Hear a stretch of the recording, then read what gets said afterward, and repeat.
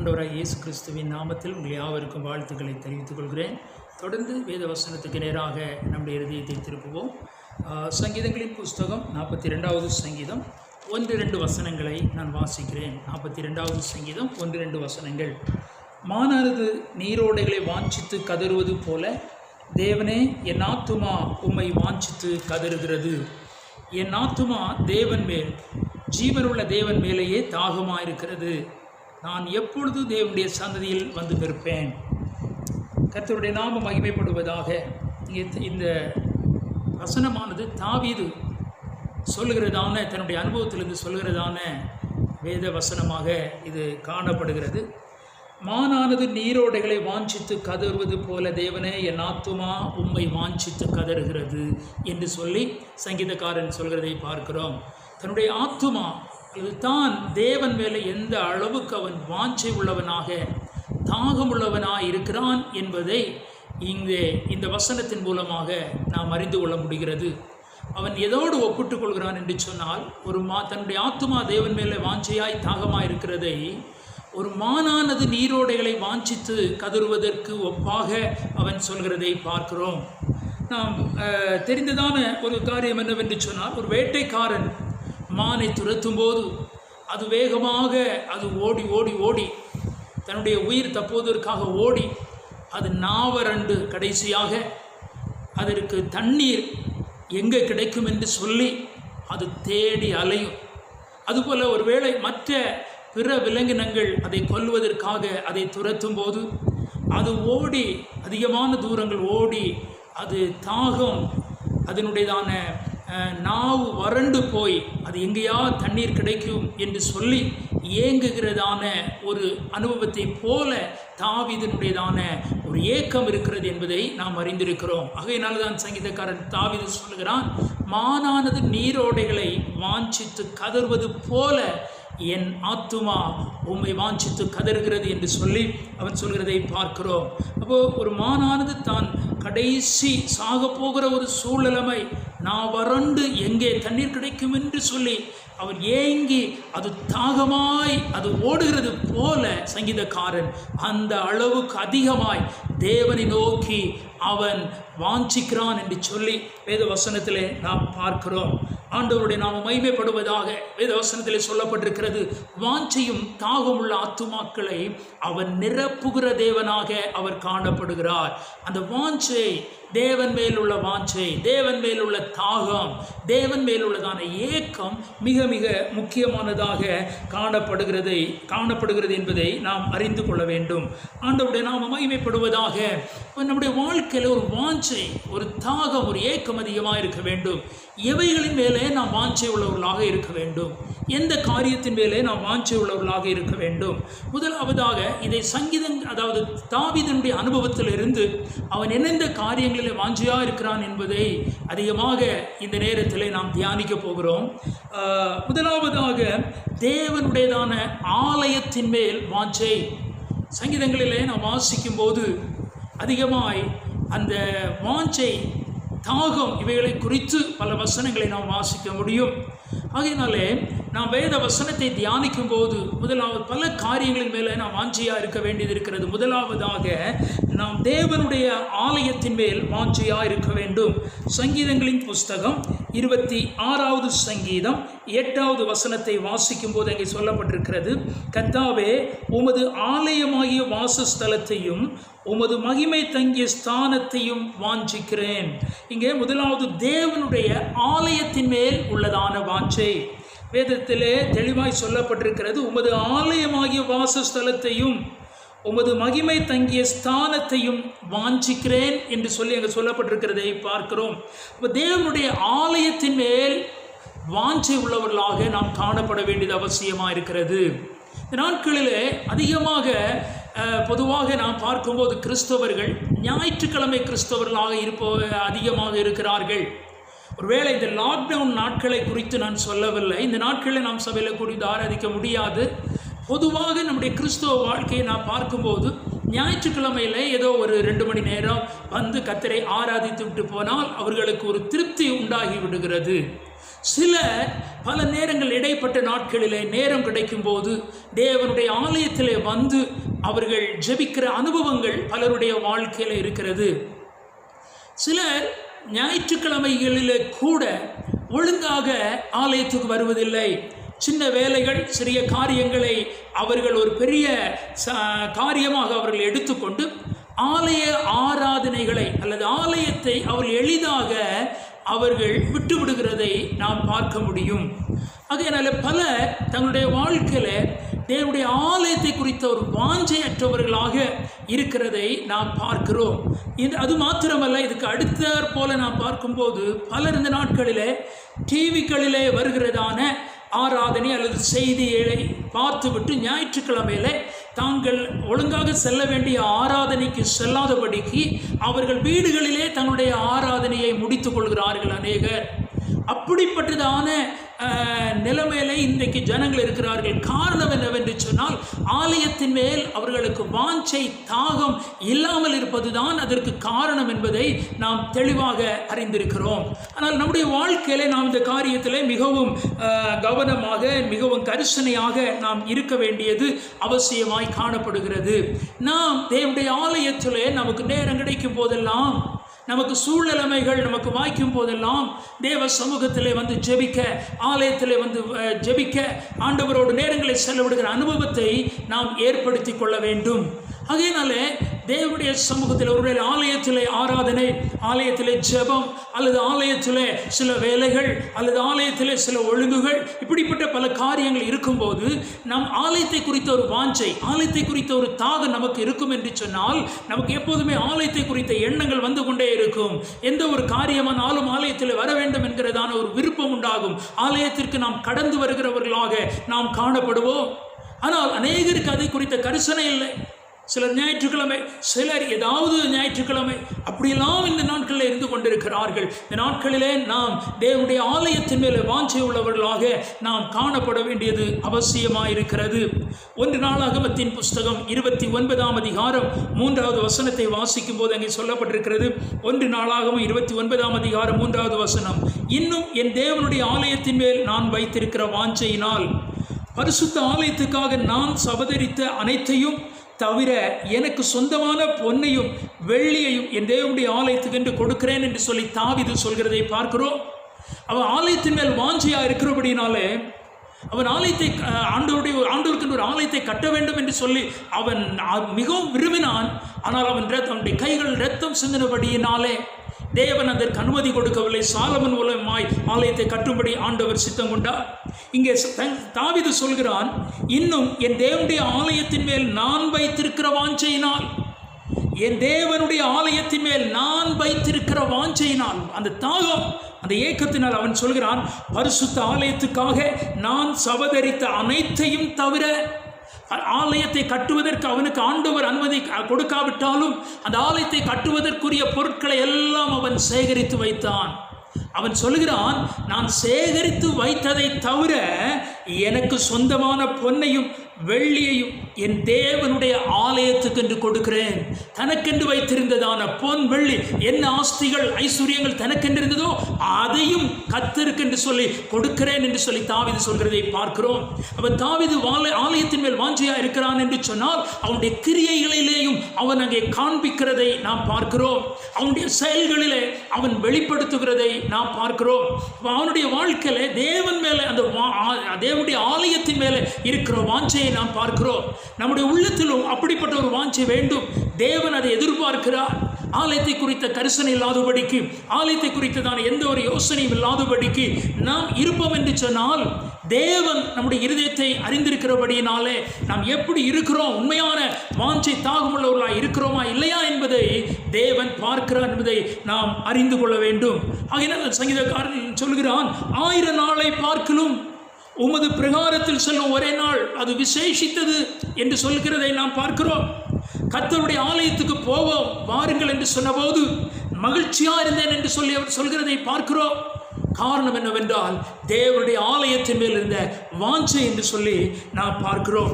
இரண்டாவதாக நாம் பார்க்கும்போது அவருடைய நாமத்தின் மேல் வாஞ்சை உள்ளவர்களாக இருக்க வேண்டும். ஏசாயா தீர்க்க தரிசன புஸ்தகம் 26ஆம் அதிகாரம் 8வது வசனத்தை வாசிக்கும் போது 26:8 ஏசாயாவிலே சொல்லப்பட்டிருக்கிறது, உமது நாமமும் உம்மை நினைக்கும் நினைவும் எங்கள் ஆத்தும வாஞ்சையா இருக்கிறது என்று சொல்லப்பட்டிருக்கிறது. உமது நாமமும் உம்மை நினைக்கும் நினைவும் எங்கள் ஆத்தும வாஞ்சையா இருக்கிறது என்று சொல்லப்பட்டிருக்கிறது. அப்போ வேதத்தில் நாம் பார்க்கிறோம், அவருடைய நாமத்தின் மேலே வாஞ்சை உள்ளவர்களாக இருக்க வேண்டும். அவருடைய நாமம் என்று சொல்லும்போது அவருடைய பெயர், நாமம் என்றால் பெயர், ஆண்டவர் மேலே, ஆண்டவருடையதான நாமத்தின் மேலே நம்ம வாஞ்சை உள்ளவர்களாக இருக்க வேண்டும் என்று சொல்லி நாம் பார்க்கிறோம். வேதத்தில் சொல்லப்பட்டிருக்கிறது, எல்லா நாமத்திற்கும் மேலான நாமம் இயேசுவின் நாமம் என்று சொல்லப்பட்டிருக்கிறது. எல்லா நாமத்திற்கும் மேலான நாமம் என்று சொல்லப்பட்டிருக்கிறது. ஆண்டவர் சொல்கிறார், என்னுடைய நாமத்தினாலே நீங்கள் எவைகளை கேட்டாலும் பிதா என்னில் மகிமை அடையும்படிக்கு அவைகளை நீங்கள் பெற்றுக்கொள்வீர்கள் என்று சொல்லப்பட்டிருக்கிறது. அங்கேயும் ஆண்டவருடைய நாமத்தை குறித்து சொல்லப்படுகிறதை பார்க்கிறோம். அவருடைய நாமத்தினாலே நமக்கு விடுதலை உண்டாகிறது, அவருடைய நாமத்தினாலே நமக்கு ஆசீர்வாதம் உண்டாகிறது, அவருடைய நாமத்தினாலே நமக்கு நன்மைகள் உண்டாகிறது, அவருடைய நாமத்தினாலே அற்புதங்கள் அடையாளங்கள் நடக்கிறது, அவருடைய நாமத்தினாலே அசுத்தாவிகள் ஓடுகிறது, அவருடைய நாமத்தினாலே ஆண்டவர் நமக்கு கட்டளையிடும்படி அதிகாரங்களை ஆண்டவர் கொடுத்திருக்கிறார். அப்போ அப்படிப்பட்டதான நாமத்தை உடையவராகி அவர் மேலே நாம் வாஞ்சை உள்ளவர்களாக இருக்க வேண்டும். அவருடைய நாமத்தின் மேல் வாஞ்சை என்றால் அவர் மேல் வாஞ்சை, அவருடைய வார்த்தையின் மேல் வாஞ்சை உள்ளவர்களாக நாம் காணப்பட வேண்டியது அவசியமாய் காணப்படுகிறது. அடுத்ததாக நாம் பார்க்கிறதான நேரத்தில் அவருடைய கட்டளைகளின் மேலே நாம் வாஞ்சை உள்ளவர்களாக இருக்க வேண்டும். 3 காரியங்கள் தொடர்ந்து வருகிறது. அவருடைய கட்டளைகள், அவருடையதான கற்பனைகள், அவருடைய வசனத்தின் மேல், இவைகள் எல்லாவற்றின் மேலே நாம் வாஞ்சியாக இருக்க வேண்டும். அதில் அவருடைய கட்டளைகள் மேலே நாம் வாஞ்சியாக இருக்க வேண்டும் என்று சொல்லி நாம் பார்க்கிறோம். சங்கீதங்களின் புஸ்தகம் 119வது சங்கீதம் 40வது வசனம். 119வது சங்கீதம் 40வது வசனம். இதோ உமது கட்டளைகள் மேல் வாஞ்சியாக இருக்கிறேன், உமது கட்டளைகள் மேல் வாஞ்சியா இருக்கிறேன். அப்படி என்று சொன்னால் அவருடையதான கட்டளைகள், அவர் கொடுத்திருக்கிற கட்டளைகளை நிறைவேற்றுவதற்குரிய வாஞ்சை, அந்த கட்டளைகளை செய்து முடிப்பதற்குரியதான ஒரு வாஞ்சை என்று சொல்லி நாம் அறிந்திருக்கிறோம். 112வது சங்கீதம் 1வது வசனத்தை வாசிக்கும் போது 112வது சங்கீதம் 1வது வசனத்தில் சொல்லப்பட்டிருக்கிறது, கர்த்தருக்கு பயந்து அவருடைய கட்டளைகளில் மிகவும் பிரியமாயிருக்கிற மனுஷன் பாக்கியவான் என்று சொல்லி பார்க்கிறோம். அப்போ கர்த்தருக்கு பயந்து அவருடைய கட்டளைகளில் மிகவும் பிரியமாக இருக்கிற மனுஷன் பாக்கியவான். அப்போ அவருடைய கட்டளைகளின் மேலே வாஞ்சை உள்ளவர்களாக இருக்க வேண்டும். அப்போ அவருடைய கட்டளைகளில் மிகவும் பிரியமாக இருக்க வேண்டும். அந்த கட்டளைகளை நம்முடைய வாழ்க்கையில் நிறைவேற்றுவதற்குரியதான ஒரு வாஞ்சை, ஒரு தாகம் நமக்குள்ளே இருக்க வேண்டும். அதை நாம் நிறைவேற்றுகிறவர்களாக காணப்பட வேண்டும். அதனாலே நாம் கட்டளைகள் மேலே வாஞ்சை உள்ளவர்களாக நாம் இருக்க வேண்டியது அவசியமாக இருக்கிறது.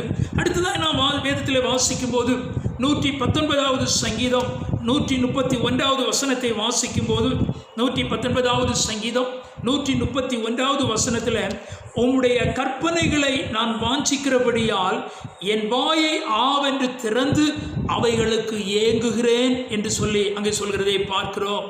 உம்முடைய கற்பனைகள், அடுத்ததாக பார்க்கிறோம், கற்பனைகள் மேல் வாஞ்சை.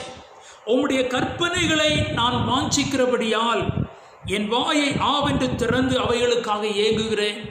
ஆண்டவருடைய கற்பனைகள் மேலே வாஞ்சை உள்ளவர்களாக இருக்க வேண்டும். அப்போ அந்த வாஞ்சை என்ன சொல்கிறது? தன்னுடைய அனுபவத்தில் சங்கீதக்காரன் சொல்லுகிறான், அவைகளுக்காக நான் ஏங்குகிறேன் என்று சொல்கிறதை பார்க்கிறோம். அவைகளுக்காக நான் ஏங்குகிறேன் என்று சொல்கிறதை நாம் பார்க்கிறோம். அப்போ அவருடையதான கற்பனைகள் மேலே நம்ம வாஞ்சை உள்ளவர்களாக இருக்க வேண்டும்.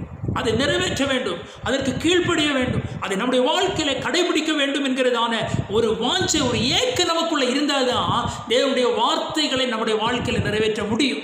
அந்த வாஞ்சையும் தாகமுள்ள ஆத்துமாக்களை அவர் நிரப்புகிற தேவனாக இருக்கிறார். அநேகருக்கு அந்த வாஞ்சை இல்லை, அநேகருக்கு அந்த தாகம் இல்லை, ஏக்கம் இல்லை. ஆகையினால அவருடையதான கற்பனைகள் மேலே, அவருடைய கட்டளைகள் மேலே வாஞ்சை இல்லாமல் போகிறபடினாலே அதை நிறைவேற்றாமல் போகிறார்கள். அப்போ இரவும் பகலினுடைய எண்ணங்களிலே அவருடைய கற்பனைகளை, கட்டளைகளை நிறைவேற்ற வேண்டும் என்கிற ஒரு ஏக்கம் இருக்க வேண்டியது அவசியமாக இருக்கிறது. அடுத்ததாக நாம் பார்க்கும்போது அவருடைய வசனத்தின் மேலே நாம் வாஞ்சை உள்ளவர்களாக இருக்க வேண்டும். 1 பேதுருவின் புஸ்தகம் 2ஆம் அதிகாரம் 3வது வசனத்தை வாசிக்கும் போது 1 பேதுரு 2:3 சொல்லப்பட்டிருக்கிறது, நீங்கள் வளரும்படி புதிதாய் பிறந்த குழந்தைகளைப் போல திருவசனமாகிய களங்கமில்லாத ஞானப்பாலின் மேல் வாஞ்சையாருங்கள் என்று சொல்லப்பட்டிருக்கிறது. நீங்கள் வளரும்படி புதிதாய் பிறந்த குழந்தைகளைப் போல திருவசனமாகிய களங்கமில்லாத ஞானப்பாலின் மேல் வாஞ்சையாருங்கள். சிறு குழந்தை பிறந்து அது வளர வேண்டும். அது வளரும்போது அதுக்கு பசி எடுக்கிறதான நேரத்தில் அந்த தாய் அதற்கு பால் ஊட்டுகிறாள். அந்த குழந்தை பசிக்கும் போதெல்லாம் அது தன்னுடைய தாயினிடத்திலிருந்து கிடைக்கிறதான அந்த பாலை குடிப்பதற்கு அது எப்பொழுதும் ஆவலாக அது ஏங்கி அதை எதிர்பார்த்து கொண்டிருக்கிறதை நாம் அறிந்திருக்கிறோம். அதுபோல தான் ஆண்டவர் சொல்கிறார், நாம் புதிதாக பிறந்த ஒரு குழந்தைகளைப் போல அந்த வேத வசனத்தை குறித்து சொல்லும்போது சொல்லப்பட்டிருக்கிறது, களங்கமில்லாத ஞான பாலின் மேல் வாஞ்சையாருங்கள். வேத வசனமாகிய அந்த வார்த்தைகளின் மேலே, அந்த வேத வசனத்தின் மேலே நாம் அதிக வாஞ்சை உள்ளவர்களாக இருக்க வேண்டும் என்று சொல்லி வேத வசனத்திலே சொல்லப்பட்டிருக்கிறது. அப்போ அதிகமான வாஞ்சை நமக்குள்ள இருக்கும் என்று சொன்னால் நாம் அதிகமாய் வேத வசனத்தை வாசிப்போம், அதிகமாய் வேத வசனத்தை நாம் தியானிப்போம், அதிகமாய் வேத வசனத்திலே நாம் நேரங்களை செலவிடுவோம். வேதத்தில் சொல்லப்பட்டிருக்கிறது, அதற்கான ஒரு வாஞ்சை நமக்குள்ள இருக்கணும். ஏதோ கடமைக்காக பாஸ்டர் சொன்னார் அல்லது அம்மா அப்பா சொன்னாங்க அப்படி என்கிறதான ஒரு எண்ணத்தில் வேத வசனத்தை வாசிப்போம் என்று சொன்னால் அதனால் ஒரு பிரயோஜனமும் கிடையாது. வாஞ்சையோடு, தாகத்தோடு, ஏக்கத்தோடு, கர்த்தருடைய வார்த்தை என்கிற ஒரு பயபக்தியோடு, தேவனுடையதான வார்த்தை என்கிறதான ஒரு எண்ணத்தோடு அதை வாஞ்சித்து, அதை வாசித்து, அதை ருசித்து நம்முடைய வாழ்க்கையில் அனுபவமாக்கிக் கொள்வோம் என்று சொன்னால் தேவன் அதன் மேல நம்ம மேல பிரியமாக இருப்பார் என்பதை நாம் அறிந்து கொள்ள வேண்டும். சங்கீதங்களின் புஸ்தகம் 1வது சங்கீதம் 2வது வசனத்தில் சொல்லப்பட்டிருக்கிறது, கர்த்தருடைய வேதத்தில் பிரியமாயிருந்து இரவும் பகலும் அவருடைய வேதத்தில் தியானமாயிருக்கிற மனுஷன் பாக்கியவான், அவன் ஆசீர்வதிக்கப்பட்டவன் என்று சொல்லி, பாக்கியவான் என்று சொல்லி வேத வசனத்தில் சொல்லப்பட்டிருக்கிறது. அப்போ கர்த்தருடைய வேதத்தில் பிரியமாயிருந்து நமக்கு வேத வசனத்தின் மேலே எவ்வளோ பிரியம் இருக்குது. உண்மையாக நம்ம அதை யோசித்து பார்க்கணும். நம்முடைய வாழ்க்கையில் உண்மையான ஒரு வாஞ்சை இருக்குதா, தாகம் இருக்குதா, நம்முடைய இருதயம் ஏக்கம் கொள்கிறதா, ஆவல் கொள்கிறதா, நான் கர்த்தருடைய வேதத்தை வாசிக்கணும் என்கிறதான ஒரு உள் உணர்வு நமக்குள்ள அதிகமாக இருக்கிறதா, அல்லது பரவாயில்ல இன்றைக்கு ஒரு அதிகாரத்தை வாசித்துட்டு போதும் என்று இருக்கிறோமா, அல்லது பரவாயில்ல இன்றைக்கு வாசிக்கவில்லை நாளைக்கு வாசிக்கலாம் என்று இருக்கிறோமா, அல்லது எப்போ எனக்கு நேரம் கிடைக்கும் போதெல்லாம் நான் வேதத்தை எடுத்துக்கொண்டு நான் வாசித்து அதை தியானித்து அதை என்னுடைய அனுபவமாக்கிக் கொள்ள வேண்டும் என்கிறதான ஒரு வாஞ்சை, ஒரு ஆவல், ஒரு எதிர்பார்ப்பு நமக்குள்ள இருக்கிறதா? அது இல்லை என்று சொன்னால் இந்த நாட்களில் நாம் மாற்றிக்கொள்ள வேண்டியது அவசியமாய் காணப்படுகிறது.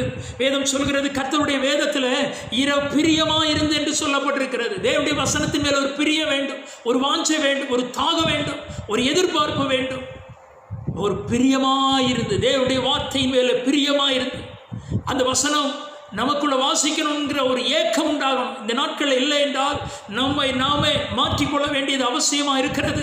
கர்த்தருடைய வசனத்தின் மேலே வாஞ்சை வரவில்லை என்றால் அந்த வாஞ்சையை இந்த நாட்களிலே நாம் பெற்றுக்கொள்ள வேண்டியது அவசியம். அது இல்லை என்று சொன்னால் கடமைக்காக, பெயருக்காக, வாக்கு தத்தத்திற்காக, ஏதோ ஆசீர்வாதத்திற்காக வேத வசனத்தை நாம் வாசிப்போம் என்று சொன்னால் நம்முடைய தந்திரமான நோக்கங்களை தேவன் தெளிவாக அறிந்திருக்கிறபடினாலே தேவனுடைய ஆசீர்வாதங்களை நாம் பெற்றுக்கொள்ள முடியாது, தேவனுடைய நன்மைகளை பெற்றுக்கொள்ள முடியாது. ஆனால் வாஞ்சையோடு, தாகத்தோடு, ஆவலோடு கர்த்தருடைய வேத வசனத்தை நாம் தியானிப்போம் என்று சொன்னால் தேவன் நம்முடையதான இருதயங்களை அறிகிறவர், நமக்கு பலன் கொடுக்கிற தேவனாய், நம்மை ஆசீர்வதிக்கிற தேவனாய் இருக்கிறார் என்பதை நாம் தெளிவாக அறிந்து கொள்ள வேண்டியது அவசியமாக இருக்கிறது.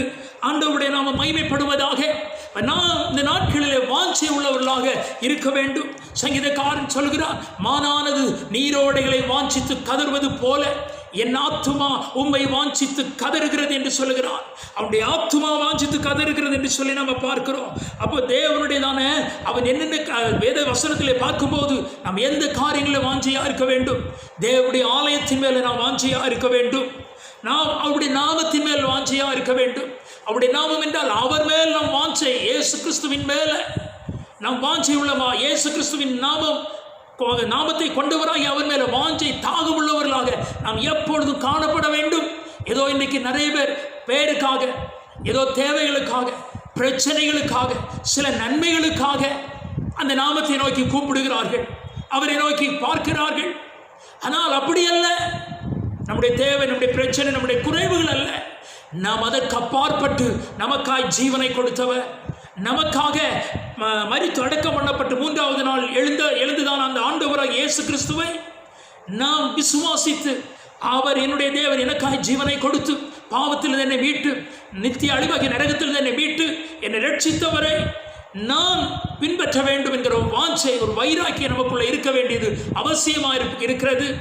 வேதத்தில் சொல்லப்பட்டிருக்கிறதை போல உலக நன்மைகளுக்காக நாம் தேவனை நம்பி ஜீவிப்போம் என்று சொன்னால் எல்லாரையும் பார்க்கலாம் பரிதபிக்கப்பட்டவர்கள் என்று சொல்லி வேத வசனத்தில் சொல்லப்பட்டிருக்கிறது. அப்படிப்பட்டதான ஒரு பரிதபிக்கப்பட்ட நிலைமையில் அல்ல, தேவன் மேல் வாஞ்சையோடு தாகத்தோடு இந்த நாட்களில் அதிகமாய் தேடுகிறவர்களாக நாம் இருப்போம். தேவனுடைய ஆலயத்தின் மேல் வாஞ்சை உள்ளவர்களாக இருப்போம். அவருடைய நாமத்தின் மேல் அவன் மேல் வாஞ்சை உள்ளவர்களாக இருப்போமாக. அவருடைய கட்டளைகள் மேலே நாம் வாஞ்சை உள்ளவர்களாக இருப்போம். அவருடைய கற்பனைகள் மேலே நாம் வாஞ்சை உள்ளவர்களாக இருப்போம். அவருடைய வசனத்தின் மேலே நாம் வாஞ்சை உள்ளவர்களாக நாம் காணப்படுவோம். இந்த நாட்களில் ஜனங்கள் உலகத்தின் காரியங்களில், உலகத்தில் உரியவைகளில் அதிக நாட்டமுடையவர்களாக, அதிக வாஞ்சை உள்ளவர்களாக, அதிக விருப்பம் உள்ளவர்களாக இந்த நாட்களில் இருந்து கொண்டிருக்கிறார்கள். ஆனால் நம்மை நாம் ஆராய்ந்து பார்க்க வேண்டியது அவசியமாயிருக்கிறது. உலகத்தின் மேலே நாம் வாஞ்சை உள்ளவர்களாக இருக்கிறோமா, அல்லது தேவனுக்கு அடுத்த காரியங்களில் நாம் வாஞ்சை உள்ளவர்களாக இருக்கிறோமா? இன்றைக்கு கடமைக்காக கர்த்தரை தேடுகிறோமா? பெயருக்காக நாம் கர்த்தரை தேடுகிறோமா? ஏதோ ஒரு குறிப்பிட்டதான சில காரியங்களுக்காக கர்த்தரை தேடுகிறோமா? அல்லது முழு இருதயத்தோடு ஆண்டவர் மேல் அன்பு கூர்ந்து ஆண்டவரை நேசித்து அவர் மேல் வாஞ்சையா இருந்து நாம் அவரை தேடுகிறோமா என்பதை இந்த நேரத்தில் நாம் தெளிவாக நம்மை ஆராய்ந்து பார்க்க வேண்டியது அவசியமாக இருக்கிறது. வேற எந்த நோக்கத்துக்கு மேல் அல்ல, நாம் கர்த்தர் மேல் வாஞ்சையா இருந்து அவரை தேட வேண்டியது அவசியமாக இருக்கிறது. இது நமக்கு நியமிக்கப்பட்டதான ஒரு காரியமாக அது காணப்படுகிறது. ஆகையினால் இந்த நாட்களிலே வேற எந்த காரியத்திற்காகவும் அல்ல, அல்லது உலகத்தில் அவரை தவிர, அவருடைய நாமத்தை தவிர வேற எந்த ஒரு காரியத்துக்கும் அதிக முக்கியத்துவம் கொடுப்பது அல்ல. தேவனை வாஞ்சிக்கிறவர்களாக இருந்தால், தேவன் மேலே தாகம் உள்ளவர்களாக இருந்தால், அவருடைய கற்பனைகள் மேலே நாம் வாஞ்சி உள்ளவர்களாக இருப்போம் என்று சொன்னார். உலகத்துள்ள எல்லா காரியங்களை காட்டிலும் அவர் மேல், அவருடைய நாமத்தின் மேலே அதிக வாஞ்சை உள்ளவர்களாக இருப்போம் என்பதில் எந்த விதமான சந்தேகமும் இல்லை. அவர் மேல் வாஞ்சையாக இருந்தால் என்ன நடக்கும்? சங்கீதம் 91:14 சொல்லப்பட்டிருக்கிறது, அவன் என்னிடத்தில் வாஞ்சையாக இருக்கிறபடியால் அவனை விடுவிப்பேன், என் நாமத்தை அவன் அறிந்திருக்கிறபடியினால் அவனை உயர்ந்த அடைக்கலத்தில் வைப்பேன் என்று சொல்லியிருக்கிறார். அவன் என்னிடத்தில் வாஞ்சையாக இருக்கிறபடியால் அவனை விடுவிப்பேன், என் நாமத்தை அவன் அறிந்திருக்கிறபடியினால் அவனை உயர்ந்த அடைக்கலத்தில் வைப்பேன். அப்ப ஆண்டவர் மேல வாஞ்சையா இருக்கும்போது நம்மை விடுவிக்கிறார். ஆண்டவர் மேல வாஞ்சையா இருக்கும்போது நம்மை ஆசீர்வதிக்கிறார். அவர் ஆண்டவர் மேல நம்ம வாஞ்சையா இருக்கிறபடினால நம்மை உயர்ந்த அடைக்கலத்திலே ஆண்டவர் வைக்கிறார். இந்த உலகத்தில் ஆண்டவருடைய ஆசீர்வாதம், ஆண்டவருடைய இறக்கம், ஆண்டவருடைய கிருபை நம்ம வரணும்னு சொன்னா நம்ம அவர் மேல, அவருடைய நாமத்தின் மேல, அவருடைய ஆலயத்தின் மேல, அவருடைய கற்பனைகள் கட்டளைகள் மேலே நாம் வாஞ்சையுள்ளவர்களாக இருக்கும்போது தேவன் நம்மை ஆசீர்வதிப்பார், உயர்ந்த அடைக்கலத்தில் வைப்பார். கர்த்தர் அப்படிப்பட்டதன் ஆசீர்வாதங்களை நாம் பெற்றுக்கொள்ளும்படியாக அவர் மேல் வாஞ்சையுள்ளவர்களாக இருப்போம், அவரை பின்பற்றுவோம். ஆண்டவர் பெரிய காரியங்களை செய்வார். கண்களை மூடி நாம் ஜெபிப்போம். எங்கள் பரலோக பிதாவே, உமக்கு நன்றி செலுத்துகிறோம். ஆவியானவர் இந்த நேரத்தில் எங்களோடு பேச நம்முடைய வார்த்தைகளுக்காக நாங்கள் உமக்கு நன்றி செலுத்துகிறோம். ஆண்டவரே, தாவீது சொல்கிறான், மானானது நீரோடைகளை வாஞ்சித்து கதறுவது போல என் ஆத்துமாவை வாஞ்சித்து கதறுகிறது என்று சொல்கிறதை பார்க்கிறோம். ஆண்டவரே, அவருடைய அனுபவங்கள் முழுவதுமாக நாங்கள் பார்க்கிறோம். ஆண்டவரே, ஸ்தோத்திரம், உம்மை வாஞ்சித்து கதறுகிற அந்த அனுபவம் தன்னுடைய செயல்களிலே, கிரியைகளில் அவன் வெளிப்படுத்துகிறதை நாங்கள் பார்க்கிறோம். ஆண்டவரே, இந்த நாளில் அதுபோல எங்களுடைய வாழ்க்கையிலையும் எங்களுடைய ஆத்துமா மானானது நீரோடைகளை வாஞ்சித்து கதறுவது போல உமக்காக ஆண்டவரே எங்களுடைய ஆத்துமா வாஞ்சித்து கதறும்படி நாங்கள் ஜெபிக்கிறோம். ஆண்டவரே, அந்த கிருபையை நீர் தந்தரும்படியாக ஜெபிக்கிறோம். ஆண்டவருடைய ஆலயத்தின் மேல் வாஞ்சை உள்ளவர்களாக இருக்க, ஆண்டவருடைய நாமத்தின் மேலே நாங்கள் வாஞ்சை உள்ளவர்களாக இருக்க, உம்முடைய கற்பனைகளின் மேலே நாங்கள் வாஞ்சை உள்ளவர்களாக இருக்க, ஆண்டவரே உம்முடைய கட்டளைகளின் மேலே நாங்கள் வாஞ்சை உள்ளவர்களாக இருக்க, உம்முடைய வேதவசனமாகிய ஆண்டவர் திருவசனமாகிய ஆண்டவர் களங்கம் இல்லாத ஞானப்பாலின் மேலே நாங்கள் வாஞ்சையாக இருக்க நீர் எங்களுக்கு கிருபை தரும்படி நாங்கள் ஜெபிக்கிறோம். இது ஒரு கடமை அல்ல ஆண்டவரே, இது ஏதோ நிர்பந்தப்படுத்துவதனால அல்ல, இது ஸ்தோத்திரம் கிறிஸ்தவர்களுடையதான இது ஏதோ ஒரு சடங்கு அல்ல ஆண்டவரே. இது தேவனை நேசித்து தேவனில் அன்பு கொண்டு உள்ளத்தின் ஆழத்திலிருந்து ஆண்டவரே அந்த வாஞ்சை, அந்த தாகம், அந்த ஏக்கம் உமக்காக ஏங்குகிற நிலைமையில் எங்களுடைய இருதயங்கள் இந்த நாட்களில் மாற்றப்படும்படி நாங்கள் ஜெபிக்கிறோம். ஸ்தோத்திரம் ஆண்டவரே.